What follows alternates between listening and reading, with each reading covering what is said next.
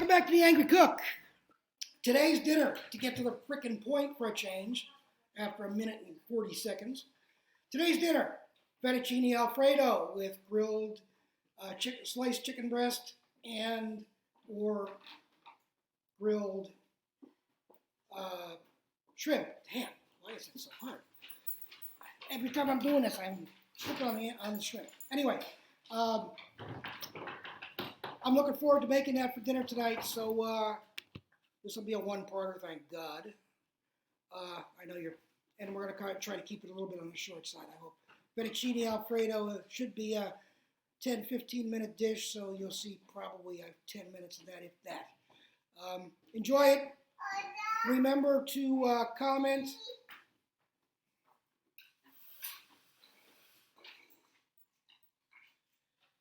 My other grandson. Remember to comment, punch the like button, and subscribe. Leave a comment, please. If you make any of this stuff, post a picture on the website on either Facebook or or in YouTube preferably, so everybody can see it. I'm really looking forward to seeing if anybody's actually making what I'm eating, or making what I'm cooking. I know my brother-in-law posted the other day my one-pan sandwich, the egg sandwich, which was, I just had another one and I posted it, and he did it right after that. And it was actually as good as I said it was. Surprise, surprise. So let's get going. Let's do fettuccine Alfredo with chicken and shrimp. See ya. Welcome back. We are about to start our fettuccine Alfredo. First thing we're going to do is we're going to prepare a chicken breast to put on the grill. That'll be for the ladies, and the guys are having shrimp. We got pre-cooked shrimp, and I'll explain this all later, but we're just going to throw those in some oil and garlic just to reheat real quick, probably 15-30 seconds, so this will be a quickie. Don't you wish you could say that for everything? Let's get another mat. Oh, bugger all. Okay, so we're going to trim up this bad boy. We'll just use another mat or something else. Again, chicken precautions in place. Let's get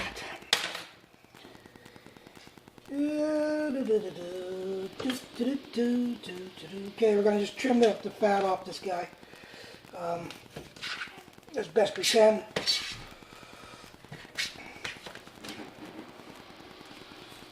And some more. My wife and daughter don't like seafood, so we have to make allowances. Trimming done. I'm going to take a couple of garlic cloves, some oil, and a bag. And we're going to throw some oil in there, probably a couple tablespoons. We're going to do the garlic in there. Can you see? I can't even see my preview. It just bugs the crap out of me that I can't see my preview. I'll go back to my Android tablet. Look at this iPad piece of crap.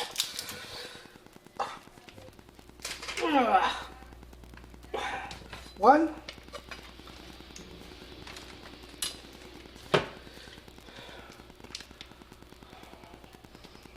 Garlic mandis. Sorry, we're doing 3 cloves of garlic, not 2. 2 cloves in the fettuccine sauce. 3 cloves in here. You know I like garlic. I told you that. I've shown it to you, so you ought to be expecting this crap. And one more, 3.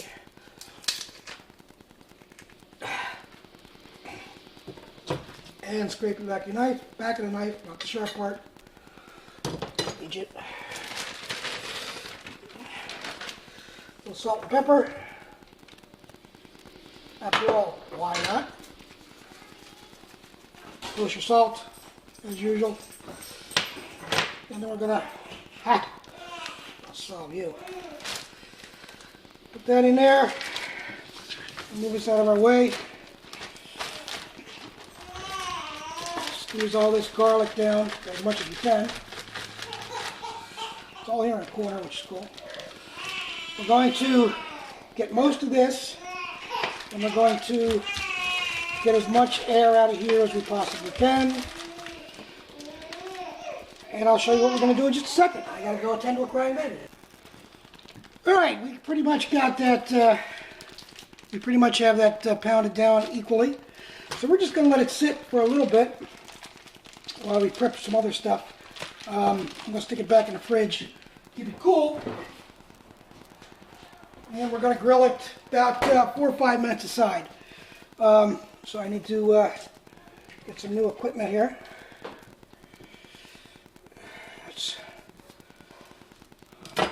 Okay.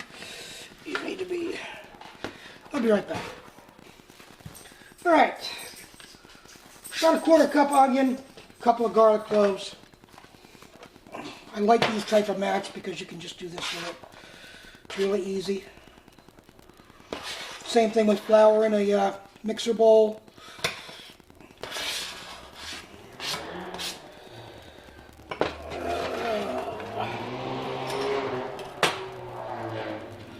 Another idiot outside with more horsepower than brains. Triple-digit horsepower, double-digit brains.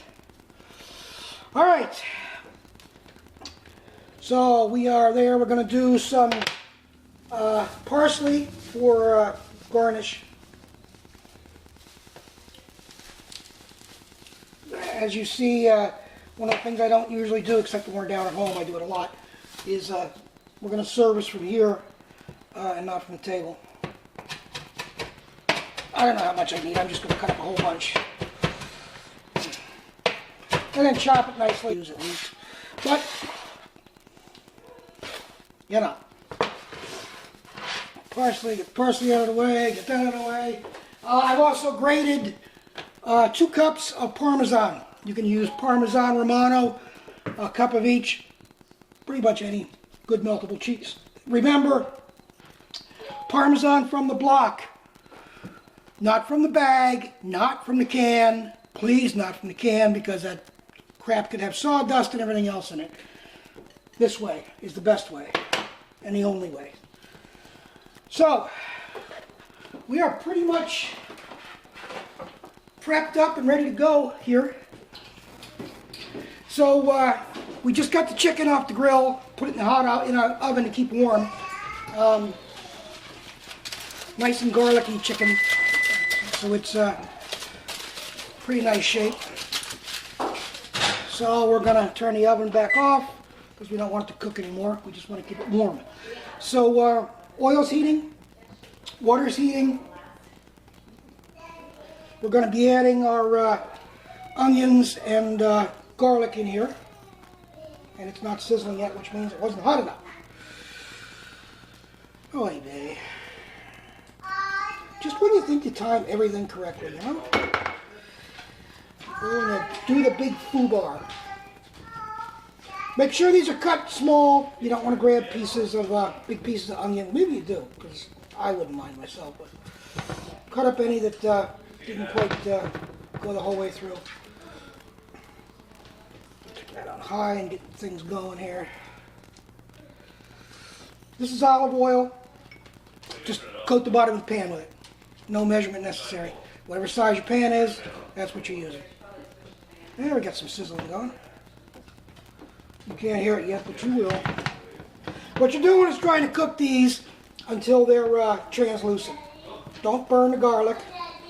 I personally don't mind it, but don't do it because it turns a little bit on the bitter side. I don't mind that taste. A lot of people do. There we go. As soon as this is done translucidating, we're going to throw in a stick of butter. Yes, a stick of butter. I cook for flavor, I don't cook for health, believe me. So we're going to turn that back down to medium. Now that we got it going. I love the fragrance of garlic and onion cooking. It's got to be the best thing in the world, one of the best things in the world.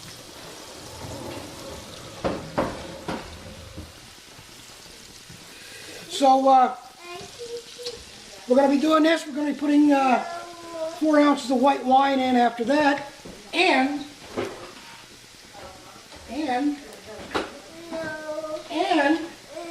as soon as most of the alcohol is boiled away, in our estimation, of course, we're going to slowly add in heavy whipping cream. 2 cups heavy whipping cream. So standby Jade, of course, is right here. Standing by, waiting for the big fall. Come on.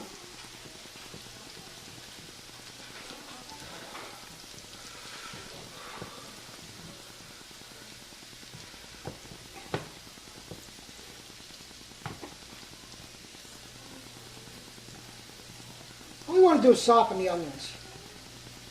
We don't want to cook them, we don't want to caramelize them, or anything else. But I think that's about good. So we're going to throw in this bad boy. It's room temperature, so it's been sitting out for an hour, or almost 2 hours, I guess.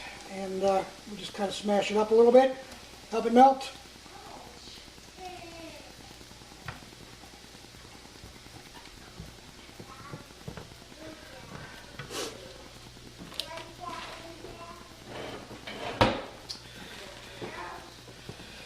Doo-dah, doo-dah. As soon as this melts, I'm throwing in the white wine.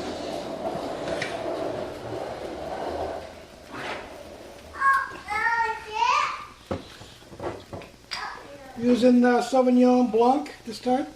You could use anything you want. I keep it on the drier side myself for taste, but that's, again, it's your taste, isn't it? It's not mine. Little salt and pepper in there, of course. We're going to retaste that later, so don't go stupid with it.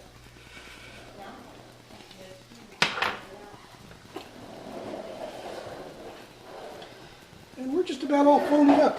The foam, good foam. 4 ounces, 1, 2, 3, 4. That's good. Don't you love scientific calculations?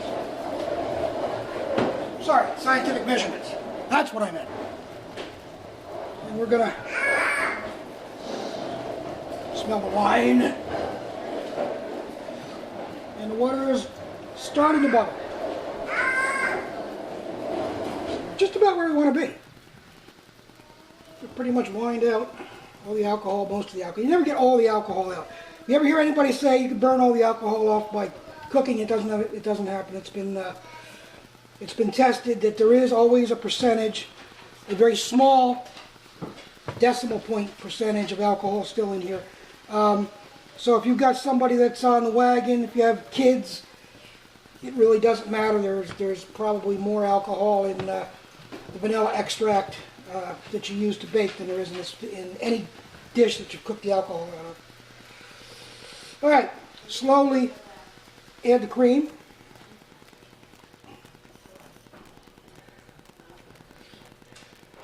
Mess with.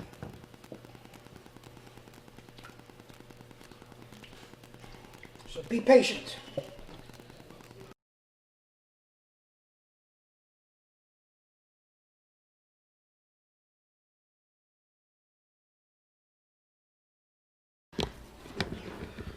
Okay, we're down. Timer just went off. Now time to take our pasta out of here.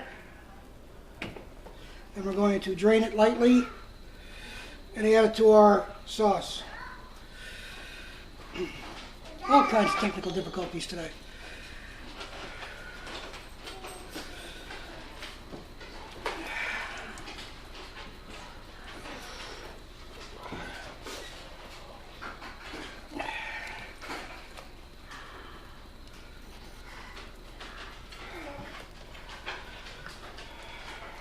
I feel like Emerald sometimes in the audience.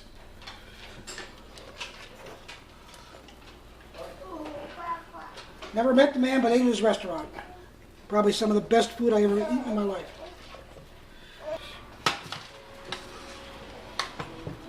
Stir our pasta around a little bit, get it all nice and coated, and thick and juicy and wonderful. Set a timer for 2 minutes. This comes together very quickly, as you've noticed. So, I mean, you've got that long wait in between. Speaking of waits, what did I do while I was waiting for the chicken to cook? While waiting to cook the chicken, I cleaned my area, cleaned the utensils and everything else, cleaned things up. So, always trying to be handy dandy. Okay.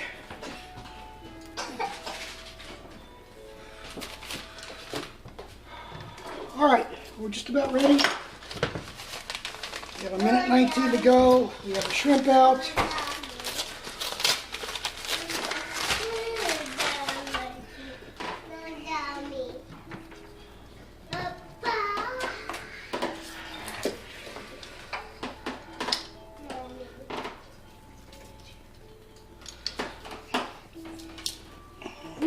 Ooh, a little bit warm. I'm going to turn that bad boy down.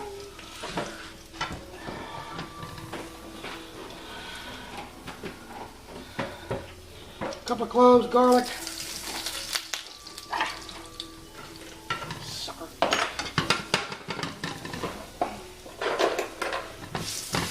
That's too hot. Put that on medium heat, by the way, not freaking burning ass hot. These are 18 to 21, 18 to 24, I believe, something like that.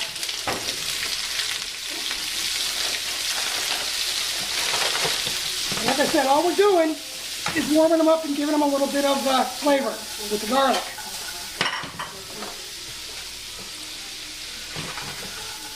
Oh, stay up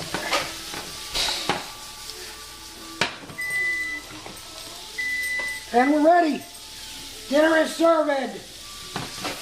So I'll bring you back after I play the left.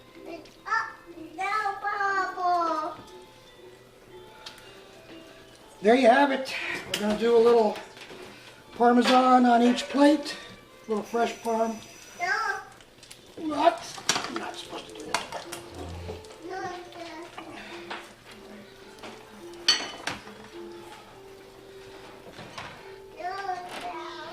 And a little fresh parsley.